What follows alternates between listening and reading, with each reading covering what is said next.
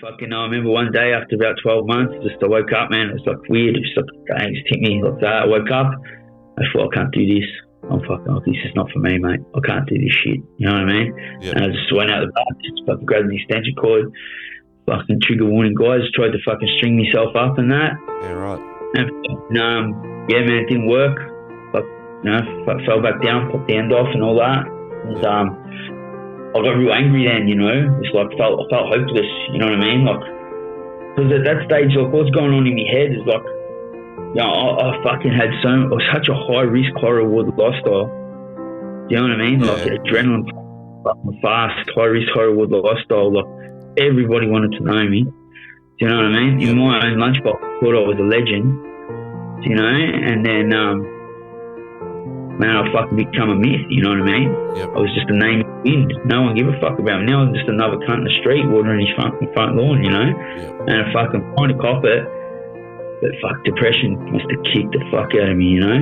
Yep. And, yeah, man, I just take my own life, and then it didn't work, and then I just felt like a failure, man. I just felt like, bro, you can't even fucking pull that off. And then I got proper angry, so I just grabbed the fucking phone, rang the local jack shop, you know what I mean, in our area, and I said fucking, you know, I said my name, my address, date of birth, said I'm an SVO, that means I'm a serious violent offender. And I said, you just want to come over here and sort it out, or else I'm going to fucking kick off hard, you know, I'm going to hurt some cunt. Yep. Fucking, my idea was to fucking run out the front and just get fucking sprayed by the jacks, you know, run out with a fucking blade or something.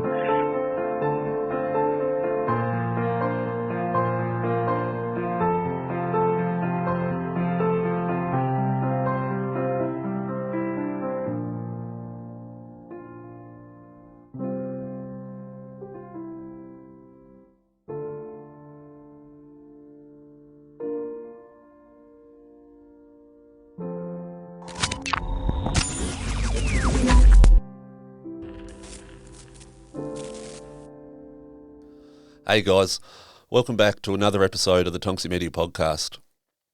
Today's guest is a very familiar face throughout social media. He's a convicted drug trafficker, having lived a life of drugs, crime and prison, up until just a couple of years ago when he decided to turn his life around. He goes by the motto of no longer pushes dope, he pushes hope, and is the proud owner and founder of Hope Cartel. Without further ado, I introduce to you Mr. Garry Wright, aka TikTok Garry. Welcome to the podcast, brother. What's happening, mate? What's going on, Tonksy? Good? Good, man, good. Welcome to the podcast, bro. Cheers, my brother. Look, mate, Thank you. It's an honour. Yeah, so I just want to firstly say, bro, it's an absolute honour to have you on. I appreciate your time, brother. Yeah, hopefully we can put out a good message and yeah, do a ripper of a podcast. Yeah, sweet as, man. Same goes back to you. You know, it's an honour.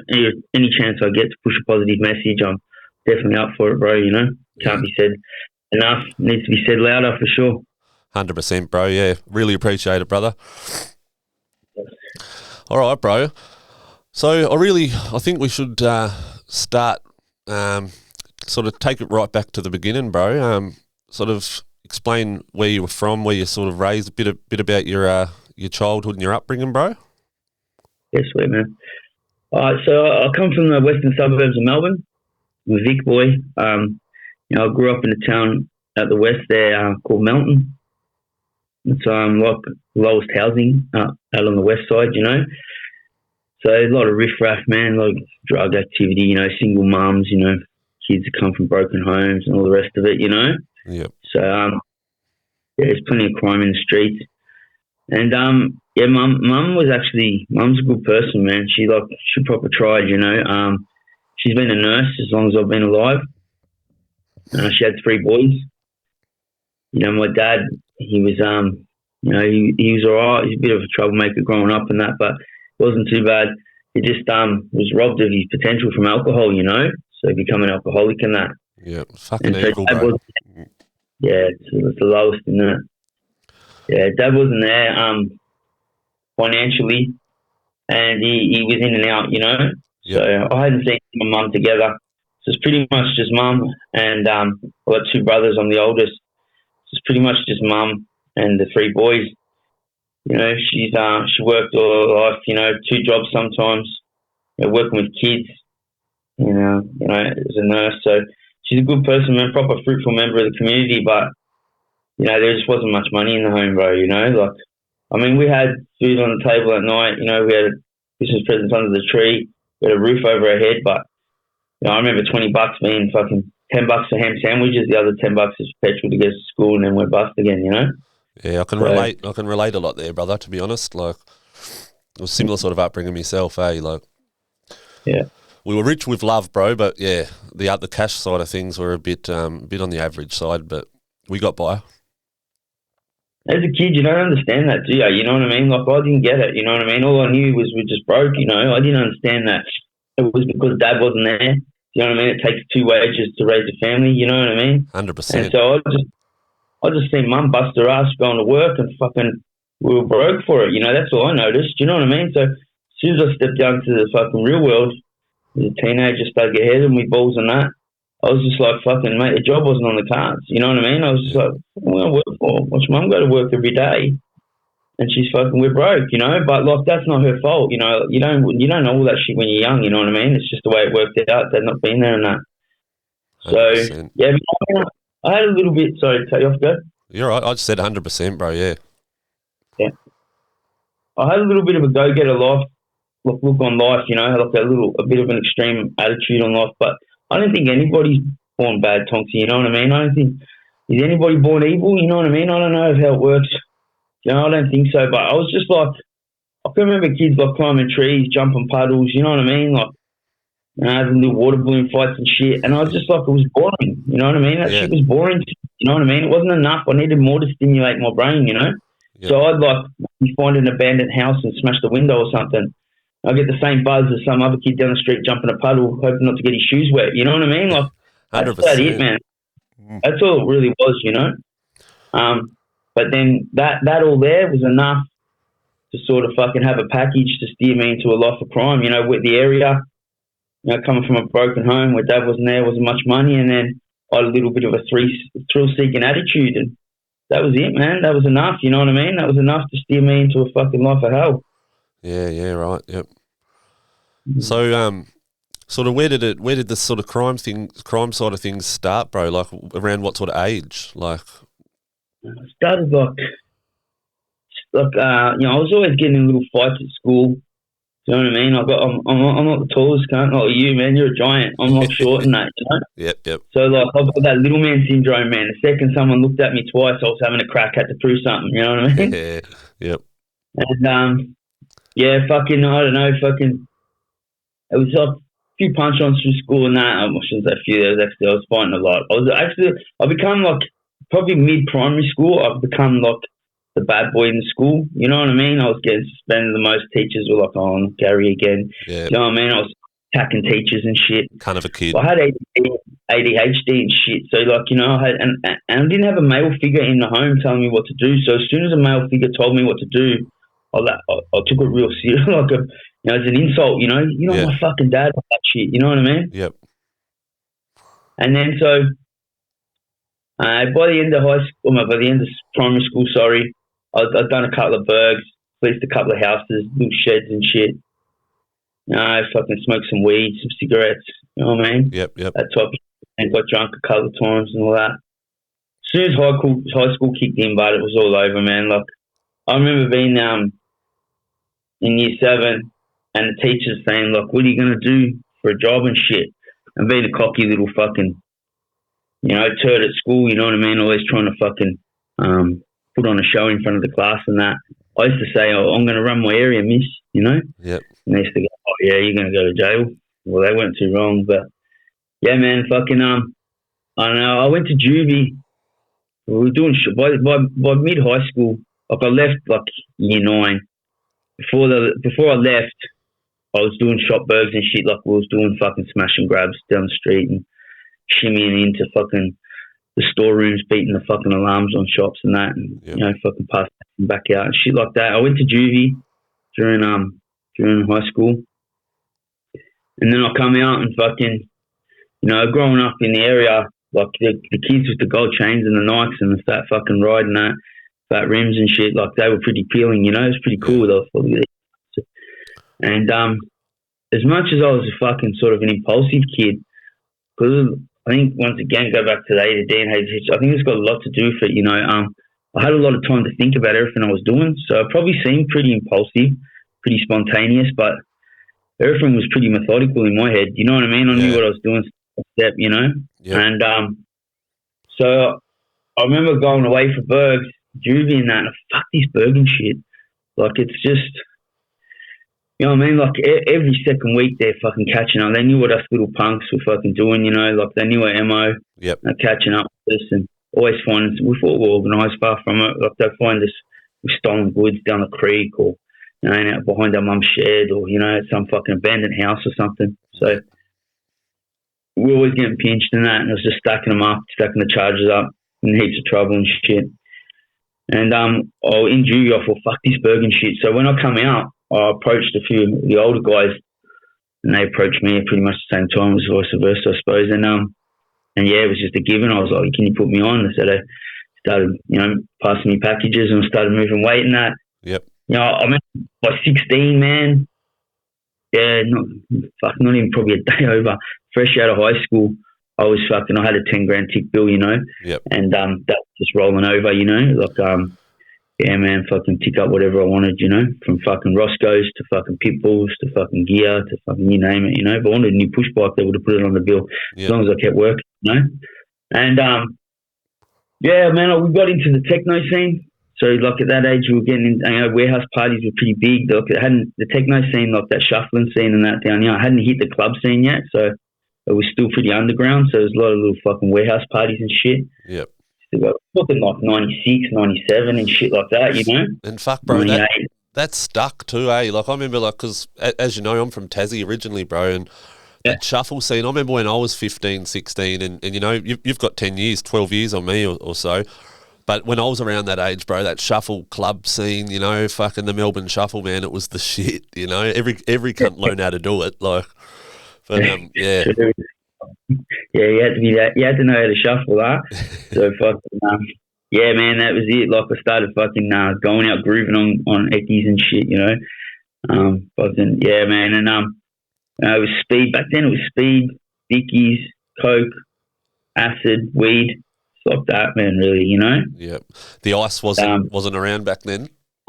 Nah. A little bit of K and shit, a little bit of MD and that, but it was no ice, man. Not yet, anyway. I hadn't fucking... It was Smack, but Smack was a totally different fucking ball game, you know what I mean? Like, it was just, that was some real street shit, you know what I mean? Like, yeah, yep. Going out wanting to have a good time was fucking getting a 50 rock and getting stoned, you know? Yep. And, yeah, and so, like, I was just moving fucking weight in at the parties and that between mates and shit, and fucking I was using too, but you know what I mean, like, I was party prescriptions, and then yeah, but I don't know, I was about 18, 19 around there. I thought, fuck this, once again, I've got to get more out of this shit, and so I just stopped taking everything, man. I full quit, you know, which was pretty rare. Like, everybody else was like, what the fuck's wrong with you? Yep. I was just fucking starving for the dollar, you know. Yep. And, yeah, man, so I quit everything, and then obviously, well, you know, it just gets out of control then, you know, if someone's moving and shaking all day, every day, and they're not using none of their products, or you know what happens there, you know what I mean? You blow up, you know? 100%. And what comes with that is a lot of fucking, you know, a lot of headaches, man. What they say, more money, more problems. So, yeah, you know, the Jacks, man, it was bigger weight, you know, bigger connects. You know, task force, fucking, you know, started getting involved in gangs and shit, you know what I mean? And yep. Yeah, it was screwed right up, and then it was the city, rocking the city with the strippers and the casino and restaurants and all that shit, you know what I mean? Early 20s, man, I had a hair salon and fucking, you know, all designer furniture and fat chains and fucking, you know, getting around with a $100,000 car and all that silly shit, man, you know? Yep. And, you end up, obviously, occupational hazard, man, going to catch a case, you know? Yep. So I end up catching a case. Early 20s, man. So I was supplying to an undercover bouncer out of my town too. It was out of my area, you know. And he was fucking. They sent 2 undercovers into the club scene up there in Ballarat. Yep. And fucking just to suss out what was going on, you know. Like I don't know if they had their eye on us, but they were just fucking pumped these two chicks in, like they were proper jacks, like undercover up, these wearing wires and shit like that. And yeah, man, they sent them in there to see if they could fucking sniff something out, and they ended up fucking. Well, it's a funny story. Like this is the bouncer the first night in all the brief and that. The first night they sent up, there was two girls. One of them was really pretty, one wasn't so pretty, and a little plump, you know. Yep. And so the first night they sent up the not so pretty girl, and the bouncer, you know, was a fucking bloke we were working with. He told her to fuck off when she asked for some bickies. What the fuck do you want? Who the fuck are you? Get out of here.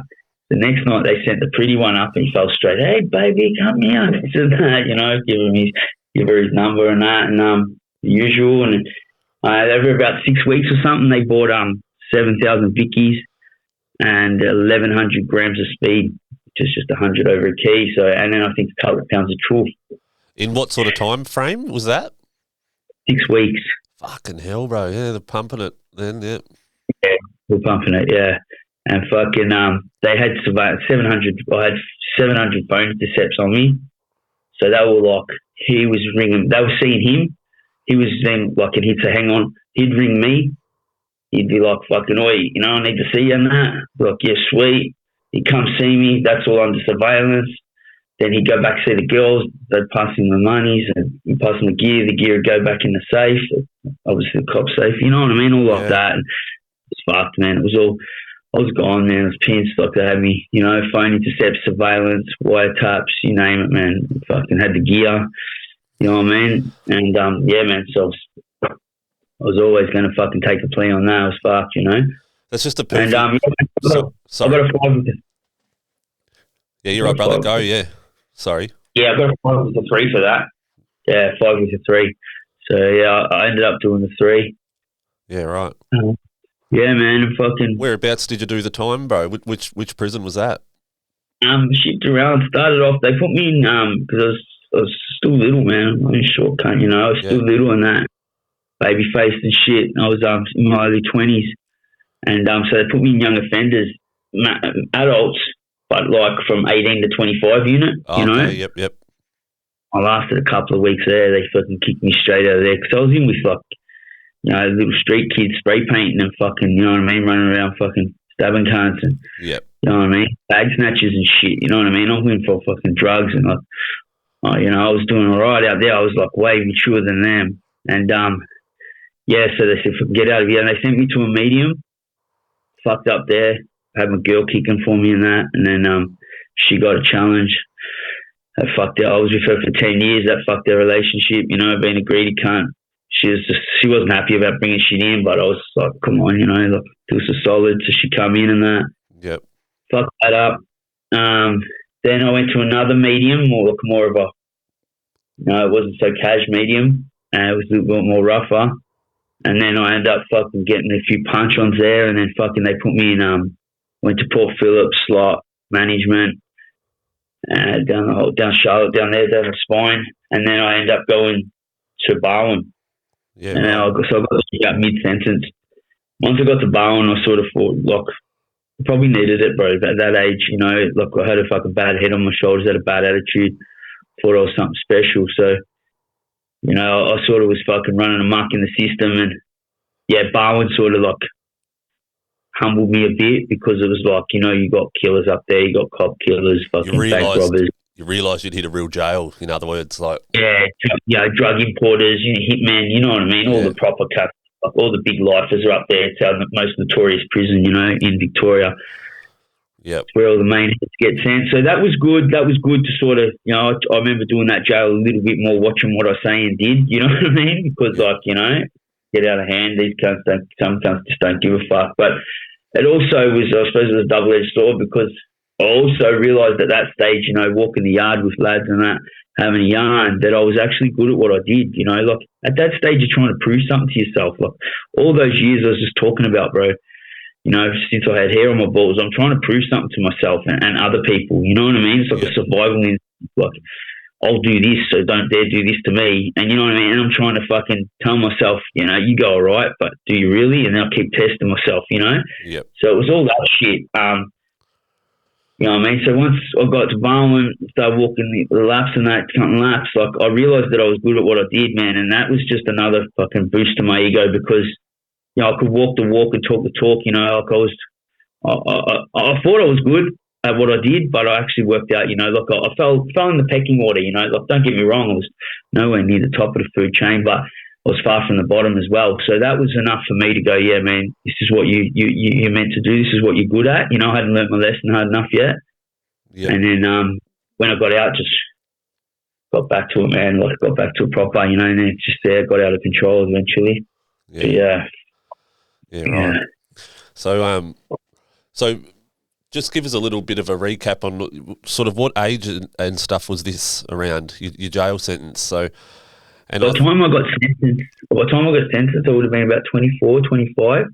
Okay, yep. Like, yeah. The pinch was late 2005. Right. That was the pinch, but it took about 18 months or so, 18 months, 2 years to go to court. Yep. Drug blues, they get dragged out. Big briefs and that, you know, look, so much evidence. So, yeah, and then by the time I done my sentence, I come out, would have been about 28. Yep. I reckon. Going on 28, around there. Yeah, and by this stage too, bro, because I know obviously from watching previous podcasts and you know, watching your content and stuff, you didn't touch drugs or you know, create a habit until later on in life, correct? Yeah. All these years I'm saying that I was proper active. There's no drug taken at all. Oh, sorry, don't get me wrong. You know, occasionally have a bump of fucking gear, you know, like coke, you know what I mean? Yeah, yep. I have a couple of drinks. But man, not a habit, like. Nah, never. Like, and that was very rare, like, you know what I mean? Like, New Year's Eve, I popped some bickies. Yep. You know what I mean? Like, New Year's Eve, I let my hair down. Yep. Like that, you know. Maybe once every 3 months I'd play up. Yep. You know what I mean? But it was I was just so driven, so determined to fucking, on what I created. Yep. That little fire I thought was everything, you know what I mean? So, like, I was just, man, I can remember, like, straight up, I can remember getting batches of gear or batches of pills and fucking going through the whole lot, getting rid of it, getting the money back, going through it, getting rid of it, getting the money back until I come down to the last fucking bicky or the last dot and fucking bang, I'd smack it out and then I'd be like, look at that, you know, look what I just done, and I didn't have one fucking dot, not one bicky did I take of that shit, you know, and I was real proud of that. That went on for years, you know. Yep. Yeah, I get a buzz out of it, you know, like doing what not many would, you know what I mean? Yeah. Like just getting a dot back for every fucking bit. Yeah, I can also relate there, bro, myself too. I know that feeling, you know. Yeah. I was on the shit, like, on the shit for starters when I first started dealing it, you know, and then yeah, went through a stage of not touching it at all and thinking I was king shit because I could do that, you know, but little did I know it was just a little fucking thing in my mind, you know. Eventually it grabbed hold of me again and fucking drove me into the ground, but yeah. I'm hearing you. It's like a dopamine hit, isn't it? You know what I mean? 100%. That's what I used to get. Like I used to get a little rush once the batch was done and I had all my stacks in. I used to get like a little rush, like project succeeded. You know what I mean? Like, yep. Yeah. But yeah, man. So I got out. I got out from Bowen, and yeah, man. Fucking just hit the ground running. You know what I mean? Like. In the first couple of days, I was back into it, you know. So from jail, did you? Obviously, you don't mention names or anything like that, but did you pick up any good, like any people that sort of pushed you in that direction more? If you know what I'm trying to say, like. I did, yeah, I did make some connects and stuff like that, but you know, fucking, you know, a lot of people in jail are actually like, you know what I mean. Jail does something to a motherfucker, you know what I mean? It's like, you can't trust the crook, you know what I mean? 100%. And so over the time, what I will say, over the time of fucking, you know, moving and shaking, the people I found that were the best to do business with were the ones that were fucking family men that fucking hadn't been to jail, that hadn't been in the jack shop, that had a business. Do you know what I mean? And that was just their side hustle. Yep. Because then he can't get his hands dirty and going to prison or catching a case or fucking getting on it. They're a fucking headache, you know what I mean? Yep. So, yeah. And usually blokes like that too, you know, nobody knows about them, you know. They've got so many people down the line you know, their name's Yeah. completely out of the picture. Like, I know a few blokes like that myself. Like, smart men, really, if you're in that world, you know. But Yeah. I suppose, you know, a lot of people don't get pinched, man. Like, but in saying that, man, as you and me both know, you know what I mean? Karma's a motherfucker. Like, they got to deal with the universe. Like, I do know motherfuckers that have never seen a jack shop, never seen a day's jail, push weight their whole life, like proper just family man, businessman, always did it in third person. But when their kid grow up, their kid become an addict. You know what I mean? Yep. And like, you know, like, 100%. it's the way life is. You know? Yep. You know, they've never had a problem with drugs or taking it, and they've never had jacks on their door, or, you know, they've been in their house shot at, nothing. You know what I mean? But then their next minute, their kids fucking being snatched up for a debt. You know what I mean? Like being fucking pistol whipped, you know, going to rehab, this and that. Yep. Ends up ODing. Like, I won't drop names, but I know the stories. You know, and it's like sad. I mean, like, to me, that's the universe. You know, straight up. It is, bro. 100%. Definitely. Sure, if you spoke to him too and said, would you rather that happen to you? Would you rather cop 10 years than that happen to your child? They would say all day, you know? Yep. Yeah. You know, in saying that too, like, I've also seen it in the opposite as well, you know, where, for example, you know, the parent's a bad drug addict, but then the kid turns out, you know, the one that owns businesses and this and that, like. Yeah, I've seen it. Yeah. Yeah, that's nice to see, actually, isn't it? It's good to see when your kids come from broken homes, it's all fucked up, and then they end up turning their life around, become real family men, and work their ass off and just break the cycle, you know. They put a handbrake on that generational trauma. It's actually good to see. I know a few families like that. It's really good to see, you know. Yeah, likewise, mate. I suppose the odds of the statistics say that if the home's broken, you know what I mean, then it's just going to get passed on down the line 9 out of 10 times. 100%. The sucky bit. But, were we? But, yeah, so I got out, and now I had this mentality, bro, that I wasn't going to do nothing out of my area. Because if that had been in my area, it wouldn't happen like that. Yep. You know what I mean? Because it was a few towns down. Like, bro, I didn't know what the fuck was going on down there. Do you know what I mean? Like, in my hometown, I've got eyes and ears everywhere. Yep. You know what I mean? They couldn't come into our fucking street without us getting the mail. You know what I mean? So, like, at a local club, fucking send two fucking randoms in that, who the fuck would have been stood out like dog's balls, you know? Yeah, yep. Yeah, like fucking, and so I just stayed in my area then, and yeah, man, we had got a pretty tight crew together by then, and yeah, man, we just controlled the area straight up. It was our area, you know. Yep. Anybody that come into our turf, you know, we'd fuck around, and then we wouldn't go out at anybody else's, but you know what I mean, like looking for anybody else's shit, you know. So that was our little tactic, and it was safe bets like that. It was easy, you know what I mean? It's like that localism, you know what I mean? Like 100%, like that, bro. you know? I'm from Tassie, so. Yeah, you know what I'm talking about. 100%, bro, definitely, yep. But the same thing, the Jacks run with localism too, bro. You know what I mean? Like the cops end up taking shit real personal too, because their kids go to school and fucking their missus work area, and they play footy together and they're down the pub together, and you know what I mean, all them ones and that. So localism's rampant, you know what I mean? It's really part of communities, 100%. But yeah, and then you know the ironic thing is, you know, the next thing that fucking popped up was fucking was some big cases, man. We got some massive cases thrown our way, you know, alleged kidnappings and stuff. Yeah, right. Some serious bad alleged cases, and you know, fucking one kidnapping's worth anywhere from fucking, like, if it's a proper one, it's worth anywhere from 7 to 10. Yeah. And you know, I had a bunch of them. You know, my whole crew went down. Between us, probably had 100 charges. You know, from you name it, from shootings to kidnappings to bashings to fucking to drugs to everything. You know. Yep.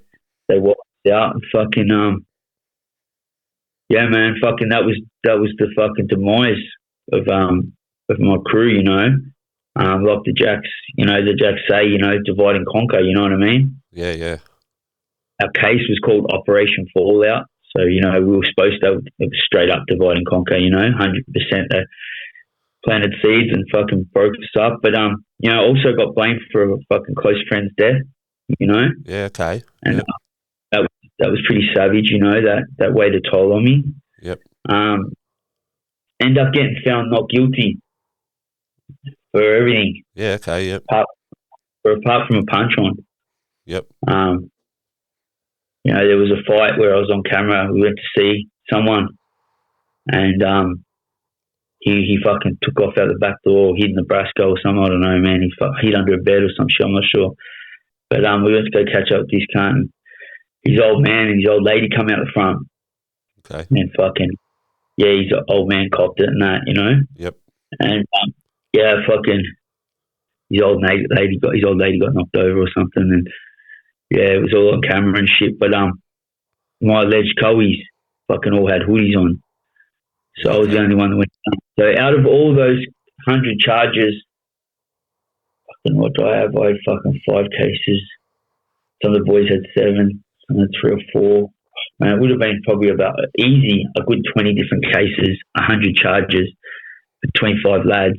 Yeah, wow. And I went down on 1 case and 1 charge, and the rest all got, had to see juries and shit. But were you on parole at this stage, or that was over, or? No, I finished my parole. Yeah, finished right. my parole. Yep. Yeah, I finished my parole. Yeah, right. Finished my parole. Yeah, no, my orders. That's right. I was talking about my orders. Yeah, you know, that's right. Yeah, man, like I've always finished the order, always finished, no breach of bails, nothing like that, never missed a court date. Like, you know, because I was always thought I like to think that we were organised. So, like, if the Jacks threw something on me, I wasn't going to breach it and give them the fucking opportunity to lock me up for no reason, you know? Yeah, for sure. So, always put the hoops when I had to, just to make my life easier, I suppose. Yeah, man, fucking, I ended up doing, I got 33 months with 20 on the bottom for that. And so I had 8 months remand up my sleeve because we got remanded, and owed him 24 months. I think we had 12 months on the bottom. So, no, 20 months on the bottom, but the 8 months left 12 months. So I could have been out in 12.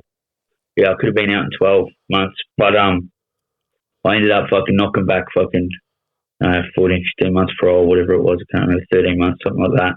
Ended up knocking that back. And just did the whole thing, wanted to get out straight release. Yep. And, yeah, man, fucking, you know, that was when all that shit went down, like, you know, it was massive, you know, because, you know, like at the end of the day, bro, like I was driven by greed, you know, that's what it was. I was driven by greed, 100%. So was I, bro. Like, yep.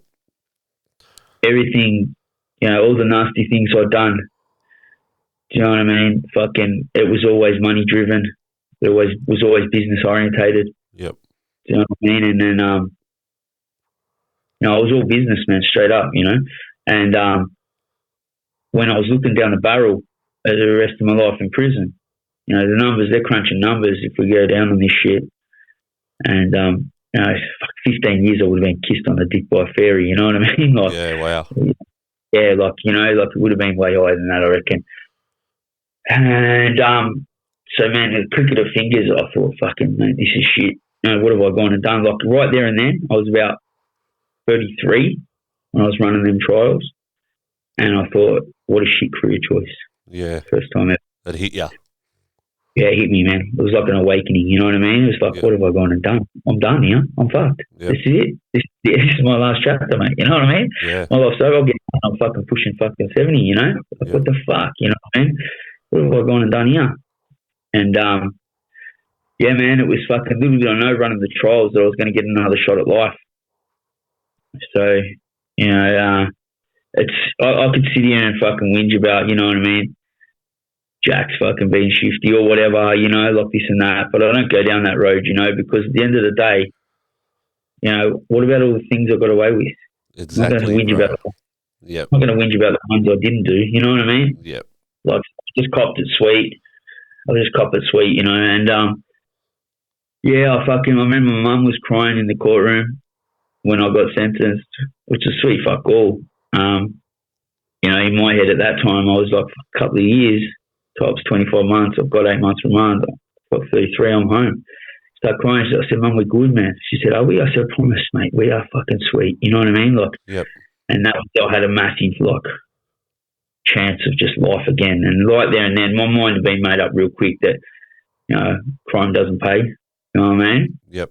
And that, you know, I'm very lucky. I'm one of the lucky ones, you know? Yep. while I was running that case, one of my mates, he was on parole, breached his parole, sorry. He was coming in, he finished his parole, got bail, and he was just like, fucking, let's get amongst it and that. And I'm like, bro, I can't do shit out here. Like, the heat's fucking ridiculous, I had a task force just monitoring. They're like a rope squad. They're called like a rope squad. They're just like to keep tabs on you, because if you fuck up, then it's going to come back on them. So there's a bunch of boys' names sort of fucking red highlighted that were fucking red hot. They had to keep tabs on us, and these cunts were like sitting out the front of my house 24/7 and shit, Yeah, wow. And I said to my mate, like, don't bother, bro. Like, you forget about it. And he ended up getting caught with a fucking kilo of smack in the roof of the house he was staying at. So he was fucked, and he come back in, fell out with his girl, and he ended up so I was at trial running a few of them cases. Go back for a second. His lawyer comes in the morning and says, did you hear about your mate? I said, nah, what's going on? They said he fucking killed himself last night in the cell, True, bro, yeah. See it out, Yeah, but fucking, so it was all heavy shit, man. It was heavy shit. It was starting, life was really starting to fucking drop a Yui on me, you know what I mean? The universe was fucking, serving us a fucking dish of fucking revenge, and the shit, they say, yeah, karma, man. Like they say revenge is a dish best served cold. Well, fuck, man, the universe was serving us up, fucking freezing. This shit comes straight out the freezer. Word, it was fucking my shit up, Yep. It slapped me around, and yeah, man, I ended up going to. So I had this bad taste in my mouth about crime and that, and I went and did my time. As soon as I hit the yard, the boys were like, "What's cracking?"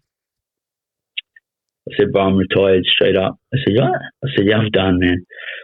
So I'm going home. I'll be mid-30s. I'm going home, and that's the whack, man. I'm going to give it a crack about being straight cunt, doing the righty. Like, I tell you, I've done it. I've fucking done what I need to do. I got through the breaks. I slithered through the cracks. I'm over it. Yeah. So, wake up, or whatever. But in there, like, as you know, jail, man, like, fuck, you know what I mean? It's fucking headache, like, it's hard to try and toe the right line, and definitely. And fucking when you take a backward step, can't smell it, you know what I mean? They can fucking smell it, And cunts thrive off it too, thrive on looking for that too in there. It's just fucked, bro. It's just a dog hole. It really is, like.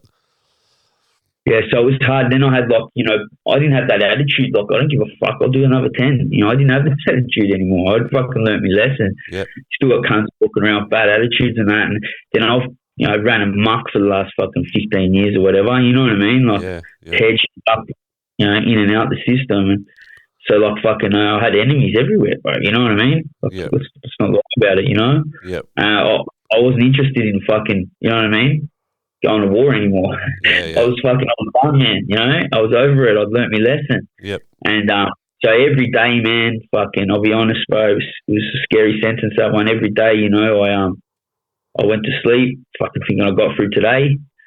And the next day, I got up, I obviously had the tool up, I was going to get caught slipping, and fucking, I hope to make it through that day. Because all it takes is one drama to pop off, get dropped, new bus rocks up, one drama comes off that bus and it's all over, man, you know what I mean? 100%. So and because what do they say, I started to feel, I started to wake up to what was really life was about. So they say you got to feel to heal. Do you know what I mean? I started the feeling process. Like, what a place to start feeling shit in prison, you're not supposed to feel nothing in there. Yeah, I definitely. was just getting old, man, and so it started fuck with me in that. It was a hard sentence, but I did it. It was all good, man. Got for the breaks, didn't have no headaches. I was just ready every day, just looking over my shoulder, and but one day at a time. I was happy to go sleep every night, that's for sure. Wake up, do it all over again, and come home, and then man, had this mindset like, that's it, man. I'm done. That's the whack. You know what I mean? I'm finished. Wow, if only it was easy as that, man. I didn't know what I'd signed up for, Yeah. It was heavy, it was heavy, man. It was fucking the hardest thing I ever done in my life, bro. 42, and walking away from a life of crime. Like we always say, man, it's easier said than done. Actions speak louder than words. 100%. Fuck, that was hard work, man. It was fucking hard work, man. It was fucking. I just remember the first 12 months just telling myself, you'll be right, you got this, you know what I mean? Soldier on, can't be strong, you know what I mean? And I got a straight girl and that, and and she had a couple of kids. And, you know what I mean? Kids got to go to fucking school, and she's got a 9 to 5, and got a nice little house, and you know what I mean? Everything's shut down by 10 o'clock, and we're back up at 6. You know what I mean? In the mornings, and just a normal fucking everyday what everybody does, man. That everyday routine, you know. Fucking, I got my license because at that stage I got out there, man. I never had a bank account, never owned a car or nothing in my name, never signed for anything. I was just straight gutter, just street, just made stacks and fucking spending on whatever I wanted. And usually if I had to go in someone else's name, so be it. You know what I mean? And that's how I lived, you know. I was totally off the grid. Phones were throwaways, you know. I never had a social media, none of that shit. Like, what the fuck is email? You know, like, full proper street. And then, I tried to just get involved in normal society, and fucking Jesus, you know. I got my license and shit. That was cool. Ended up losing it, but whatever. And then, yeah, man, fucking, I remember one day after about 12 months, I woke up, man. It was like weird. It was like, dang, just hit me like that. I woke up. I thought, I can't do this. I'm fucking, this is not for me, mate. I can't do this shit. You know what I mean? And I just went out the back, just fucking grabbed an extension cord, fucking trigger warning guys, tried to fucking string myself up and that. Yeah, right. And, yeah, man, it didn't work. Fuck, you know, fell back down, popped the end off and all that. And, I got real angry then, you know. It's like, I felt hopeless, you know what I mean? Like, because at that stage, like, what's going on in my head is like, you know, I fucking had such a high risk, high reward lifestyle. Do you know what I mean? Like, adrenaline, fucking fast, high risk, high reward lifestyle. Like, everybody wanted to know me. Do you know what I mean? In my own lunchbox, I thought I was a legend, you know? And then, man, I fucking become a myth, you know what I mean? I was just a name in the wind. No one give a fuck about me. Now I'm just another cunt in the street watering his front lawn, you know? And I fucking trying to cop it, but fuck, depression must have kicked the fuck out of me, you know? And, yeah, man, I just take my own life, and then it didn't work, and then I just felt like a failure, man. I just felt like, bro, you can't even fucking pull that off. And then I got proper angry, so I just grabbed the fucking phone, rang the local jack shop, you know what I mean, in our area, and I said, fucking, you know, I said my name, my address, date of birth, said I'm an SVO, that means I'm a serious violent offender, and I said, you just want to come over here and sort it out, or else I'm going to fucking kick off hard, you know, I'm going to hurt some cunt. Fucking, my idea was to fucking run out the front and just get fucking sprayed by the jacks, you know, run out with a fucking blade or something. And then fucking death by cop, you know. And I thought then, like, that at that time, that seemed like a good ending. You know what I mean? Like, because I remember after I tried to neck myself and fucking, I thought about my mate that did it, and he, you know what I mean, rest in peace, he's a soldier, but, you know, he got mission for it. You know what I mean? Like, fucking, and then so, like, I thought, what are you doing, bro? And I thought, I'll go out for fucking bang, you know, Channel 7, 9 and 10 front page, you know what I mean? Advertising the bottom of my kicks under a white sheet because I fucking been shot by the police. Like, that was an ending I could handle at that stage. You know what I mean? It made sense to me. Just fucking ugly. Now I think of it, it sounds crazy. But, yeah, man. So I fucking waiting for him. A couple of minutes off the phone, bro. We're fucking 2 or 3 minutes off the phone, and the roller door rolls up on the garage. I have a look. It's my fucking missus, man. She's rolled home for a fucking smoko, you know? From fucking, what's that? What the fuck are you doing here? I'm prepping myself to run out the front and get got. And did you tell her that? No, not straight away. I couldn't really. Like, I remember her saying to me, she's rolled in. She's like, "What are you doing?" I was weird, you know. She goes, "You all right?" So I just can't do this. Something was up, obviously. Like, yeah, she knew something was up, but I couldn't say. I was like, you know, when you're in your own head, man. You know what I mean? It's like 100%. Like you. Conscious is watching you going, what are you fucking doing? But you're just on autopilot, you know what I mean? I know that feeling too well, bro. Fucking oath. You know, conscious is going, well, you want a bar of this, you're right off, and you're going, you can't help yourself. You're just in the actions, you're in the motions, you know what I mean? It's definitely. And yeah, man, fucking, I was just like, I remember I was saying to her, I was pacing around, and all I could say to her was like, I just can't do it, man. I can't do this straight edge shit. You don't understand. She's like, you'll be right. What's the matter? Like, fucking talk to me. I'm like, I just can't do it, man. I can't do it. You don't understand. Like, it's fucked, man. I just can't do this shit. That's all I could really say to her. And fucking, then I fucking looked out the front, and then the soggies are there, you know, SOGs are there, and running around with their fucking machine guns and their boots and their masks. And hiding out behind letterboxes and behind trees. And they start talking to me over the loudspeaker and shit, you know what I mean? As soon as that all kicked off, she's like, what the fuck? She's looked out the front and she's just gone white as a ghost. She's frustrated. It's like, what the? She knows my history, but she just watched me be a good guy for 12 months, you know what I mean? Like, yeah. What the fuck have you done? Like, the first reaction, what have you done? Yeah. She thought I took out half the neighbourhood or something with the amount of jacks out the front shop, the stove coming down and all that, you know. And she freaked out, and then that's when she's like, what? And I said, I fucking rang them on myself. She's like, what? I said, I'm done, man. Like, I'm going to go out there and just let these cunts drop me, you know. And then she's like, what? No.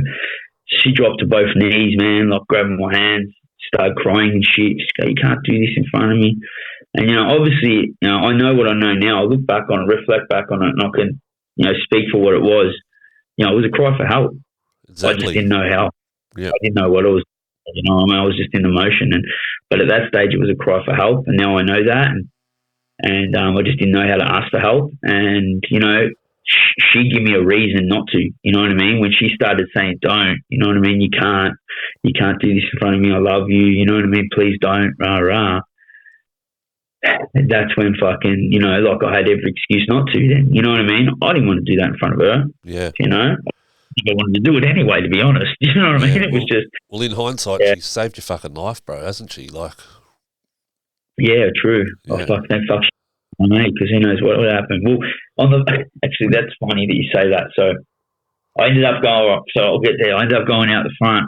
I put the fucking tool away and I went out the front, pulled my top up. As I said to her, I'll surrender. Pulled my top up, dropped a Yui. Showed him I had nothing. Obviously, that fucking free on the ground. The rest of that cable tying me. I'm face down. I'm on the concrete. And, man, all this stress goes away. That cunt of a morning I had just was gone. Yep. Like I was at peace. Yep. Like a whole on my shoulders. You know, controlled chaos I was used to. As soon as they arrested me, I was going back to prison. I knew what was that. I didn't know what a straight life was like. I was trying it. It was hardcore. People that live a normal 9 to 5 probably find this real hard to understand, you know, but like I knew what going to prison was like, you know what I mean? I knew what those arrests and give you a slap round. I was used to all that.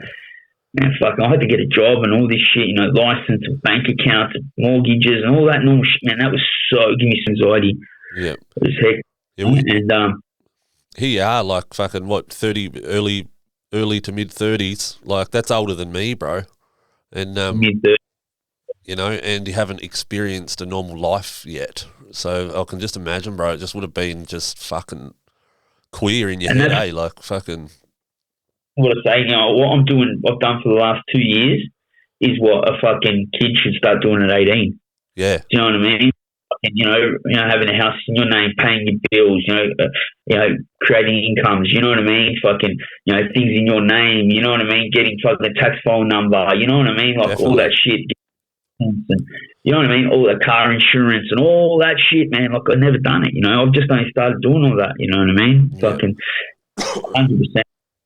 It's like I'm starting to do what I should have done fucking 25 years ago, you know? Yep. And fucking so I'm face down and shit. And you know, the cops obviously the soggies have got to clear the house, you know, how you hear them go from room to room, police, and then they're quiet. And then you hear it again kick off, police, because they've got to sweep the house, make sure every room's empty. Yep. And they do, and they pass me over to the detectives. Soggies have done their job, and this cop I'd known for fucking years, man, fucking broke his balls, you know, it was cat and mouse for years with this cunt, you know. He fucking stood me up and he's looking at me and he's like fucking grab him a cigarette and he says to the cops and he goes, put his handcuffs in the front, loosen them up. Put some handcuffs, because I had cable ties, put some handcuffs on him, loosen them up. He said to my missus, grab him a cigarette. And I was like, what the fuck's going on here? I've never been fucking talked to like this by police, you know? Was this copper recently, like always good to you, or was he a cunt of a copper? Like, he fucking bashed me and robbed me. Yeah, okay. You know, he's fucking acting like my friend. It spun me out, you know? And you'd seen the change in you, obviously, like. I don't know what it was, man. He just, I don't know where it come from, but he said to me, he goes, I want to speak to you from man to man. Let's fuck the good guy, bad guy, fucking act off for a sec. He goes, I'll speak to you from man to man. He goes, and Now give me a couple of minutes of your time. And he goes, after that, he goes, we go back to fucking what we do, you know? Yep. He goes, I'm speaking here from a bloke to a bloke. He goes, man, you're not right in the head. He goes, so what? He goes, bro, I know you. I've known you all your life, nearly. He goes, mate, you're not right. He goes, look at you. He goes, you're not right. He goes, I've seen a lot of things in my time. He goes, I've spoke to someone. I've sat on a couch and spoke to someone. I take a pill in the morning. He goes, I don't want to send you to jail. I want to send you to hospital. He goes, what do you think about that? And I was just like, man, like the enemy speaks the truth. It's a fucking weird feeling, man. You know what I mean? Like, yep. The enemy, you know what I mean? Like, it's weird, you know. It threw me for a six, and it's like, whatever. Yeah, sweet, you know. Okay, then. I'd never spoke to anybody what was going on yet. But anyway, so jumping back to the ambulance, we're on the way to hospital. And I've got two fucking one pipper divvy, you know, fresh out of the academy cunts like on the other side of me. Yep. And I said, it goes back to what you said, well, fucking, what would have happened if she didn't rock up? Well, fucking, I ended up asking them, I said to them, you know, what they have in play for me, you know? Like, what was your protocol? And they go, all right, we were told not. They go, you were in the shit. They go, we were told no one was allowed to approach you apart from the SOGs. They were the only one that were allowed to communicate with you. And what they were going to do is, this is the defences, like lines of defence they have for you. They go, first we were sending in, offence, I should say. So first they sending in the dogs. So they would have sent in the canines. Yep. They said if you got canines, then they were going to send in non-lethal rounds, so beanbag rounds. Yep. And then if they had got through the beanbag rounds, then they were going to send lethals. So, bro, I had a cunt of a morning on me plate. You know what I mean? Like, definitely. There was no. I was probably the first dog I would have screamed like a bitch. You know what I mean? Like dogs, then fucking beanbag rounds, then lethals. Like, I wasn't getting what I was looking for. You know what I mean? It would have been. I was going to be hurting, that's for sure. It would have been a painful morning. But yeah. So anyway, I ended up going to hospital, man, and fucking.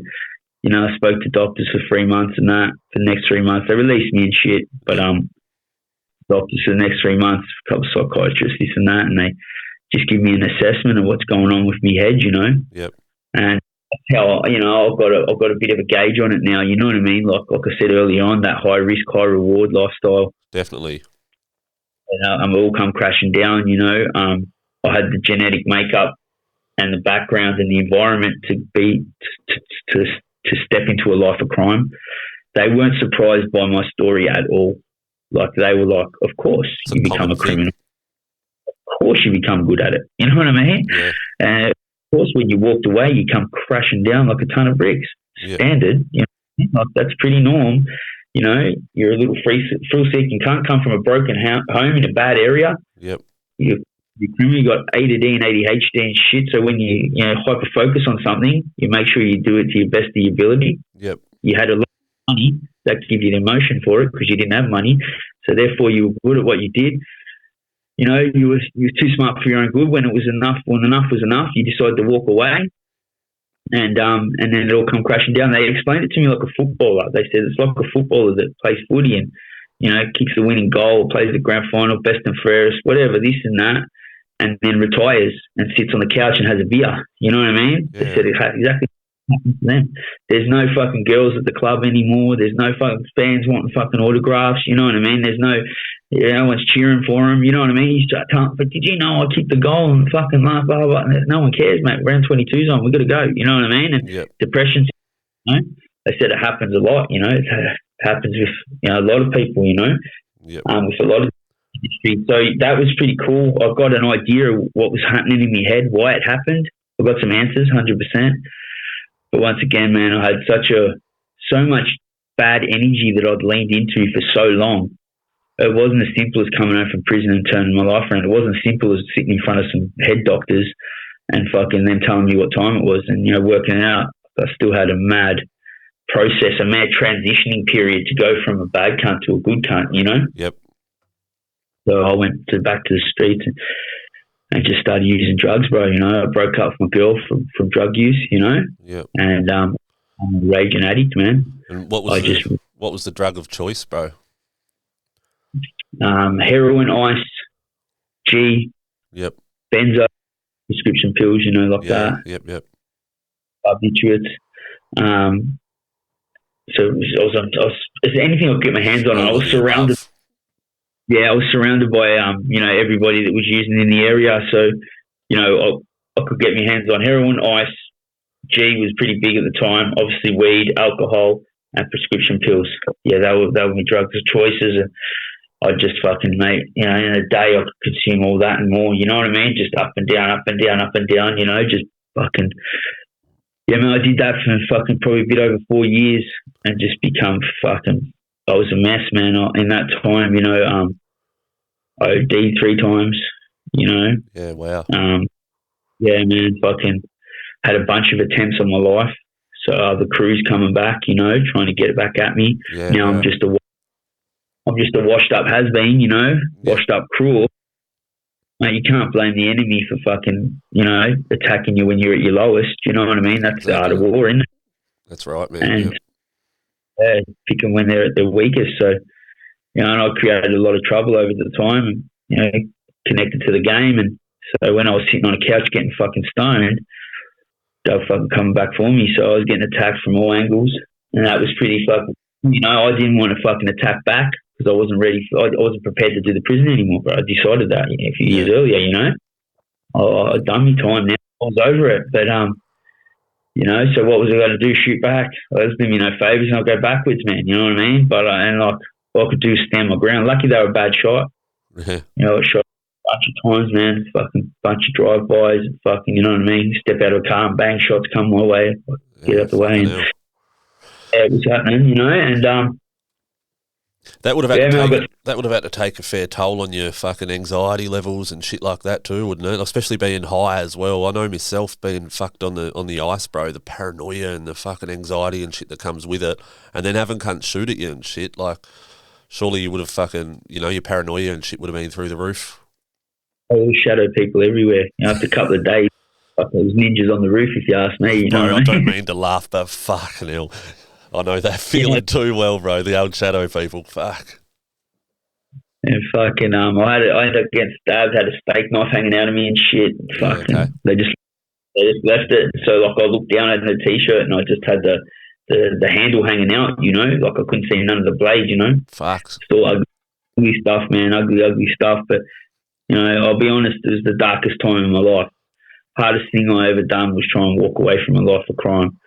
And the darkest time in my life was being, a drug addict.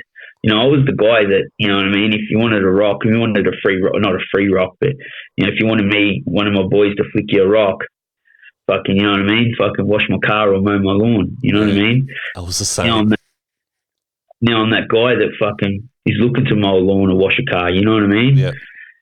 Unwashed, starving, fucking boned out, yeah. You know what I mean? You know what I mean? Broke, just looking for my next bit of gear, man, and fucking, couch hopping from trap house to trap house. It was fucking ugly, man. It was so dark, you know what I mean? Yeah. It was future my parents for fucking my funeral and shit. They were prepping for my funeral. They thought he's done. Everybody thought I was done, man. Had no respect, brother. No, from a guy that, you know what I mean? There wasn't a guy in the street that wouldn't give me a nod. And you know what I mean? Hope that I fucking give them a nod back to fucking no one. You know what I mean? I do, bro. When I walk past, Yeah. It's fucking so, but it takes a big man to talk about it. So it shows character, I believe, because some people haven't got the minerals to talk about that shit, You're 100% right there. It fucking was, it was future. It was so ugly, bro, word it was. But it had to be done, karma, once again, man. The universe is a beautiful thing, man, not to be fucked with. And, who am I to reap the rewards from selling drugs? How many families did I break up? You know what I mean? Who knows? My product, who knows? You know what I mean? Yep. And now, when I whinge about fucking, having a habit, man, I probably well-deserved, man. I deserved it, you know what I mean? It fucking made me who I am today, man. It needed to be done, so it is what it is, man. I copped it sweet and, fucking... Just ugly, man. I have a lot of empathy for addicts, man. You know what I mean? Like, one thing's running around moving and shaking. Yeah. You know what I mean? Worrying about catching up with you, warring with other crews. It's a totally another thing, worrying about where you're going to get your next rock the next day, man. That is fucking hard work. You know what I mean? 100%, bro. I remember just like flicked a memory in my head then. Like, I remember the days, bro. you know, through COVID and shit too, right at the start of COVID, you know, in Tasmania, you know, the price of ice went through the roof. People were paying $150, $200, you know, a dot. And bro, there was cunts ripping people off left, right, and centre, 8 balls, quarters, all that sort of shit, you know. And bro, I was so cooked at that time, you know. I'd do up a few dots of fucking rock salt just so I could have money to go and play the pokies, you know. And then I'd do it 3-4 times a day, selling it to just, you know. And then not the last thing you expect these cunts to fucking come tapping on your back. You know, but it happened so many times, bro. You know, I could have lost my life so many times through ripping off fucking, you know, big names and shit like that. But you know, it all comes with the junkie life, doesn't it? Yeah, man, 100%. You know, it is, man. It's part of it. You know, I got to see, you know, both sides of it, and that's what I needed. You know, I needed to see the underbelly of fucking what happens when someone pumps drugs into a community. How does that poison destroy a community? Well, you know. I felt it firsthand, man. I got it. You know what I mean? I was like, you know, sitting there fucking, you know, looking at the guy with the nice car and fucking he's pumping bags and that, thinking, how can I get a rock off him? Little did I know, man, that I was years earlier, you know? Yep. So it was very, like, very humbling, very, very dark period, but very humbling period in my life, you know, massive humbling.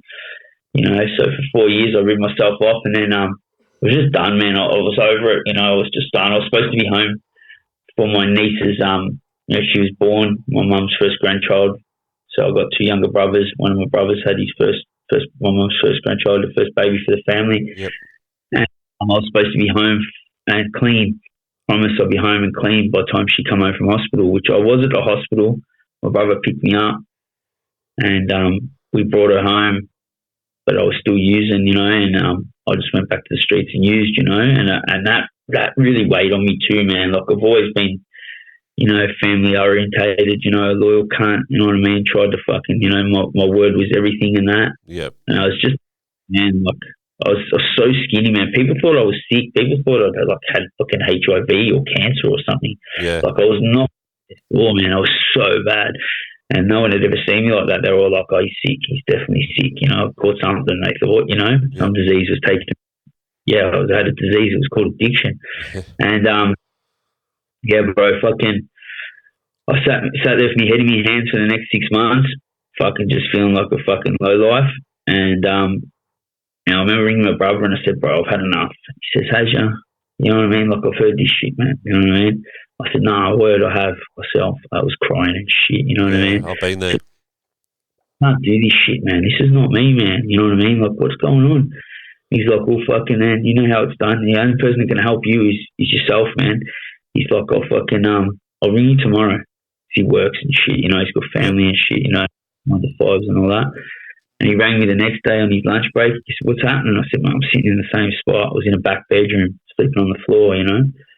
And I said, I'm sitting in the same spot. I didn't go get on yesterday. He's like, yeah, I can tell. He knows me well, you know, telling my voice and shit. And he's like, true? I'm like, yeah. Like, I'm over it, man. And then this went on for a couple more days. So he rang me again the next day. I was in the same spot, man. I stayed in that bedroom, didn't move for about 3 days straight, you know, just buckled, man. Started withdrawals, kicking right in. Yep. But I just didn't have it in me.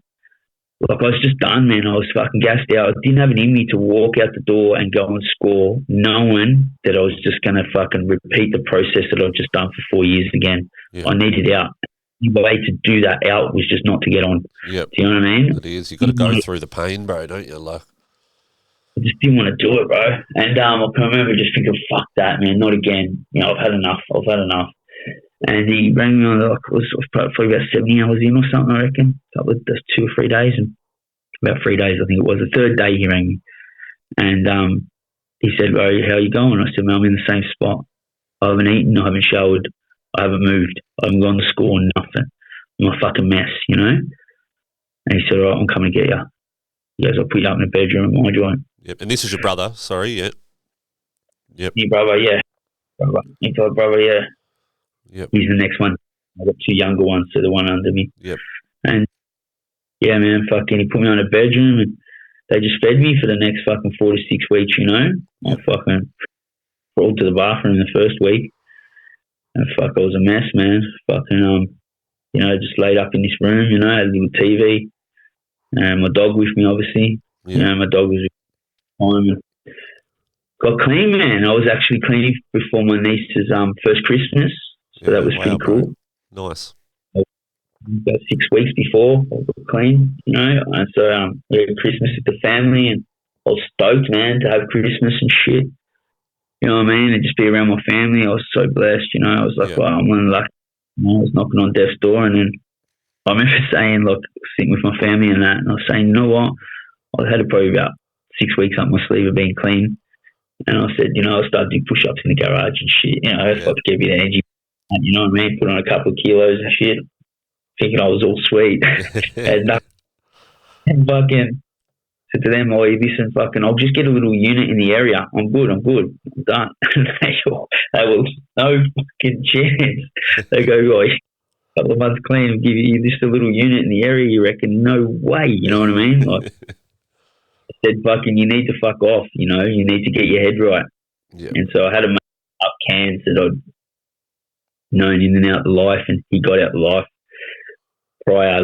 years prior, and went into marketing and, building brands and social media and shit online. He'd done really well for himself, affiliate marketing and all that sort of shit, and they go up and see him, man, and we train Muay Thai together and fucking, train weights together, eat at restaurants, like on and off all our life, Yep. And he was still doing that, but just wasn't doing any. He'd moved away and wasn't doing any crime or anything, wasn't fucking around, he was just doing it all through the internet and shit, doing well, legit.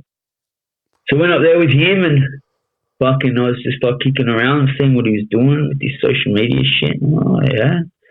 And he's like, I remember he made one sentence, all it took was one sentence. We were doing weights, and he said to me, he goes, Gaz, you got a brand, man. I said, yeah.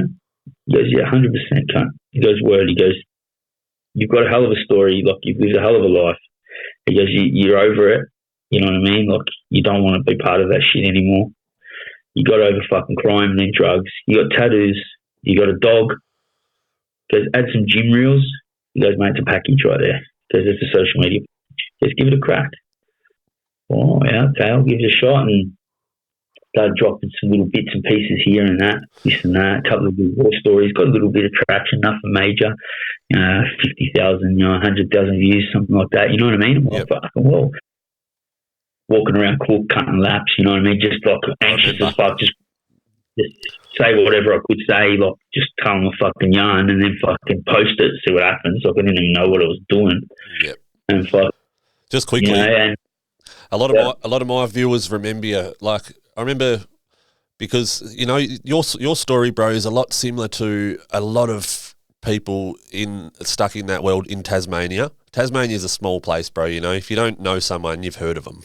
It's like, but I remember the war stories and shit, bro. And I was actually stuck deep in addiction at that time myself, and I hadn't been to jail yet, but I remember watching those stories and watching you do laps and talking to the phone, and you had your fucking, the rough slang on, like he was fresh out, to the viewer's eye, like, but I remember thinking like, and then, but yeah, that's what I was saying is that most people remember you from my town, from those war stories, bro. Like, yeah, man. Like, fuck, man. I mean, my story is there's fucking thousands of kids, probably 100,000 kids like that all across Australia, man. You know what I mean? Yeah, definitely. It's so normal, man. You know what I mean? To fucking, it's not. I think the rare bit is maybe I'm telling my story, you know what I mean? I've got out there and told it, man. There's so many people like that, you know what I mean, that go through that. Yeah. Go on, talk. Can I ask you, bro, do you believe in higher power? Like, man, I'm not religious. Yeah. I'm not a Bible type motherfucker. Yeah. You know what I mean? Like, I believe there is if you want to call it a God. Yeah. I believe there's a higher consciousness. I believe, Mother Nature, the earth we're on, karma, I'm very spiritual, you know what I mean? Like, I believe it's a collective consciousness. We're all energy, you know what I mean? That energy makes up one one higher consciousness. You know what I mean? Like I'm really like proper spiritual, and that's just what I've learnt along the way, man. Like, have you ever tried along your journey? Did you ever try DMT? Yeah. I've done DMT and shit. Yeah, fucking wake me up, bro. Yeah, it's hectic, isn't it? It is, definitely. I've done it a few times actually, and fuck, it's been different every time, bro. But wow, you know, it's I completely understand the structure of life now. You know, it's fucking crazy. Like, I believe it's helped me with my recovery, bro. It really has. You know, first time I tried it was 10 days before I went to jail, and fuck, bro, like jail just was like, it was meant for me. You know, it was just, I don't know. I haven't really worked out how to word it yet, but it's something special to me, bro. Fucking oath. Yeah, man. Well, I totally hear what you're saying. I think, you know, life's a balance in all aspects. Definitely. You know what I mean? In all, that jail probably was just that balance that you needed. You know what I mean? It was weighing it up. Like, you know, it was sorting it out, man. I get it, you know, because, you know, you put that energy out there. You know, if you're not good to yourself and you're not good to others, you know, it's going to work. The universe is going to work it out for you. You know what I mean? Like, definitely. You know, yeah, man. And so I get it, man. I totally get it. You know, I really do. It's a trip, you know, to think that because, you know, like microdosing, mushies, ayahuasca, DMT, all this shit, you know, it's becoming like, you know, it's becoming noticed and talked about, acknowledged and shit. And it's, you know, for someone that works in recovery these days, you know, on social, like, it's crazy to think that you can take a drug to get off drugs. Yeah, you know, like, that's right. Yeah, yep. Mind works. You know what I mean? That's substituting. But, man, in the right environment, under the right circumstances, I think it should come to you. You shouldn't chase it. That's you know, 100%. It ain't an addictive thing, that's for sure. It scares the fuck out of you every time, but I swear it only happens. You never chase it. It just appears and you do it, and it's an awakening. Like, that's how it's been for me anyway. I've never ever chased it or anything like that. It's just, you know, popped up in front of me and been that right time, right place, and it's just, you know, it's just happened. Like, I've got a mate that just went into fucking Colombia, and did a full ceremony, like with shamans and shit in a hut and shit. You know what I mean? Yep. Fucking yeah, it's crazy to think that, like, you know, I wouldn't tell anybody that's fucking got themselves a habit to go get on the fucking, you know what I mean, the DMT or the ayahuasca, because, you know what I mean, you might cook yourself and never come. Like, it's funny to think, you know, I'll just jump on some fucking mushies and try and find myself. You might never find yourself. You might never come back. That's right. But so, like, process and shit, you know what I mean? I don't know. It's a touchy subject, you know what I mean? But I know heaps of blokes that have healed that fucking disease of addiction with a heavy trip, man. Yeah. You know? Yep.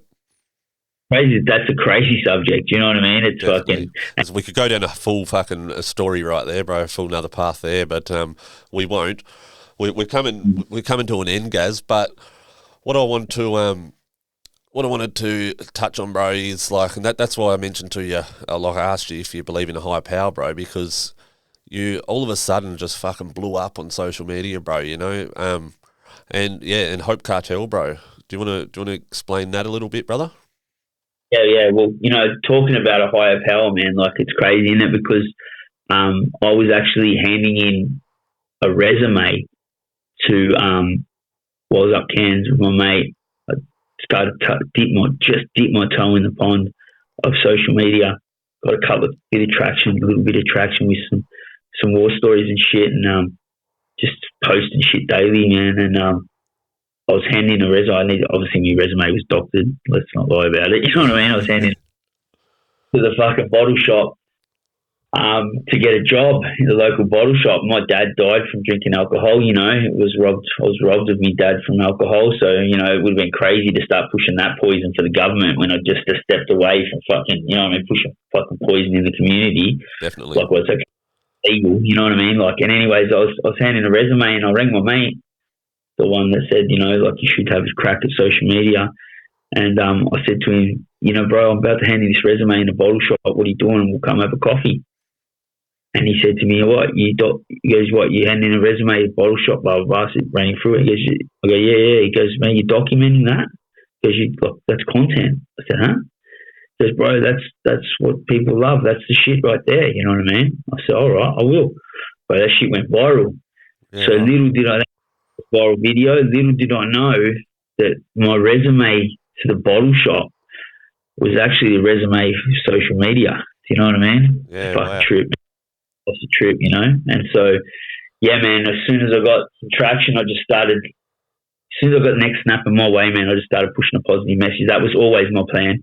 My plan wasn't to come on social media and be some booged out cunt strutting fucking cutting laps, you know what I mean? Strutting around, talking tough. That was never it, man. You know, I fucking, and from there, bro, I've just been fucking pushing a positive message and just keep leveling up. Today, you know, I'm 22 months with September. Yeah, I'm 22 months. I'll be 24 months in November, so it'll be 2 years in November. So I was 22 months sober, bro. I've fucking in the last 18 months solid, travelled around Australia, pushing a positive message. Been on some of the best true crime podcasts in Australia and international. I'm a registered influencer. Merchandise distributor. I registered Hope Cartel as a brand. I am monetized streaming. I'm monetized over on Facebook. I've created multiple sources of income, man. And now, yeah, man, I'm fucking no longer a fucking dope dealer. I'm legit, proper hope dealer, man. Legit, I've got a beautiful pad, man. I'm just about to get my license, get a little car. You know what I mean? Then I'll be proper free. You know what I mean? Yeah, man, it's all happening. Like I'm blessed, man. You know what I mean? I'm blessed. But I think the key to it was I showed up every day and I told my story. I got a story. I'm prepared to tell it. I tell my story and I showed up every day, man. And I haven't missed a post. You know what I mean? I'll saturate social media with fucking content. You know what I mean? Yep. Even one day I just fucking drop a reel and it's just a reel. I can't not. You know what I mean? And I think that's the key to it, man. And same way I fucking leveled up in the streets or I just level up on socials now. This is my job, man. I can't believe it, Like I said earlier, man, they say crime doesn't pay, man. Fucking, in my case, it might have, you know what I mean? But aside, that's talking about myself. There's a bigger picture, there's a bigger picture, you know what I mean? And that's, like I said before, man, how many homes have I broken up, you know what I mean? And the kids, man, let's talk about the kids. Like, they're the collateral damage on the war on drugs. They don't deserve this shit, man. They don't deserve mum to be strung out on dope with dad's in jail and they're missing out on feeds. They don't get to go to movie world. They haven't got Christmas presents. That's putrid, man. No kid deserves that. You're right. Yeah. And part of the problem, man. Now I'm trying to be part of the solution. I mean, I'm not fucking save the world, that's for sure. But I've got a 5-year plan to open up a rehab center. And if I can open up that rehab center, I'll put asses in beds, get them clean, get them back out into the community. And, if they stay clean, get a job, trade, whatever, get a little house, a mortgage, this, that. Man, those kids, they got, you know what I mean, that they might not go without like a drug addict's family, you know what I mean? Yep. They might get the trip to movie world and the presents under the tree and breakfast, lunch and tea. And that's that generational trauma, man. That's how we break the cycle, you know what I mean? And that's just, I'm on a mission, man. Like, I'm a man on a mission now. That's my way to give back. I've got to do this, you know what I mean? Like, I'm all hands are tied now, like, I'm keeps me accountable. You know what I mean? I've found purpose, self-worth for the first time in my life. I feel like I'm doing something right, not wrong. I've learned to love, not hate, and I look at the bigger picture, and that's what it is, man. How else can how more can I give back to the community? You know what I mean? Or communities, and that's by pushing a positive message, pushing hope on social media, push it all the way to a rehab center, flip batches of merch like I used to flip batches of gear, and eventually own my own rehab. That's a business where you help people, man. I'm fine to invest in a business. I want to be in the business of helping people. That sounds good to me. And then I can right my wrongs, and hopefully, there's some kids that get to grow up and they'll have kids, and they'll live fruitful lives. You know what I mean? That's what it is, man. That's the truth for it word. Yeah, that's what it is, bro. Respect to you, brother. What you're fucking doing is absolutely amazing, bro. Definitely doesn't go unnoticed. I can guarantee there's a fair share of fucking trolls out there, brother, but the good outweighs the bad. You're a fucking inspiration, Gaz, and it's been an absolute honour having you on here, brother. I look forward to chatting to you soon, my bro. Thank you, mate. Cheers, my bro. Thank you, mate. Cheers, Gaz.